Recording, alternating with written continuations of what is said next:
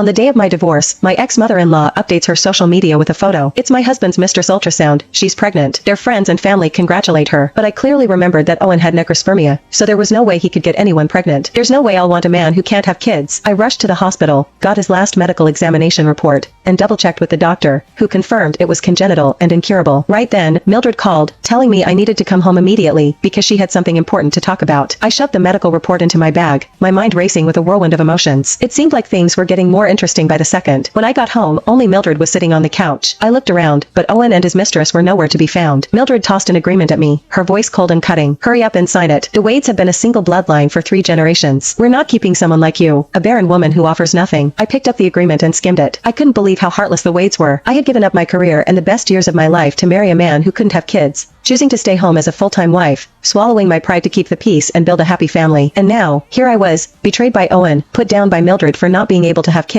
and being forced to divorce and leave with nothing. I wiped away the tears and laughed. Mildred looked taken aback. Why are you laughing? My eyes landed on Owen's signature on the divorce agreement. It was scribbled like he was in a rush to get it over with. Then, I shot her a cold look. Why am I laughing? Because I'm walking away from a family like yours. Honestly, I'm doing you a favor by not going all out with fireworks to celebrate. When Owen proposed, he promised to love me forever, protect me, and give me a happy family. But in the end, he treated me like dirt. Mildred's anger flared up, and she pointed at me. Say that again. I dare you. I swatted her hand away. You're not my mom, and I'm done with this. Do you want me to sign it or not? She went silent and dropped her hand, probably afraid I'd refuse to sign. I grabbed a pen, signed the divorce agreement, and looked her straight in the eye. Tell Owen to get back here. We're finalizing the divorce now. Mildred didn't expect me to agree so easily. Her tone softened in a way I'd never heard before. Alright, sure. You're smart enough to know when to go with the flow. I'll call him right now. How ironic. After a while, Owen called and told me to come downstairs. I grabbed the signed agreement and headed down. As soon as I opened the car door, I saw Serena sitting in the passenger seat. What's this about? Owen, we're getting a divorce. And seriously, you're bringing her along? I questioned coldly. Rena's pregnant. She needs someone to look after her, Owen said, not daring to meet my gaze. She'll get nauseous if she sits in the back. You should sit back there instead. I almost laughed out loud. Pregnant? What a joke. He had no clue he was born with congenital necrospermia. Owen cheated on me, and Serena was doing the same to him. That was karma at its finest. The universe really did know how to settle scores. Please don't be mad. Owie and I truly love each other. I'm sorry, Serena said. Damn it. I hadn't even started crying, and she was already bawling her eyes out. Oh, save it. Keep your apology. I'm not shameless enough to accept it, I said. Owen gently squeezed her hand. You don't have to apologize, Rena. It's my fault, not yours. You're the innocent one. Don't let this stress you out. It's bad for the baby.